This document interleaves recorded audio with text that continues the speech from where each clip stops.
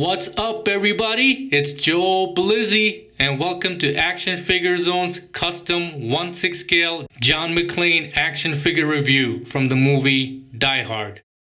I purchased all the parts from eBay for a grand total of $97. Let's take a closer look at this figure. Here is a good look at the display stand. John McClane standing on his bare foot. Here is a closer look at the pants. Nice detail on the belt, the pistol, and the MP5 machine gun.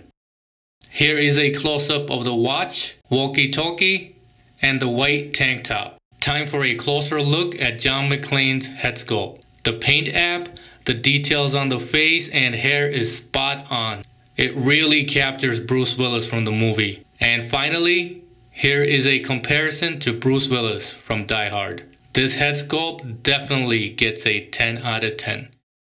Hope you guys enjoyed this custom Die Hard figure review. If you did, please give it a like and I would love to hear your thoughts and comments. For some great deals on pop culture and WWE figures, check out Instagram account Action Figure Zone.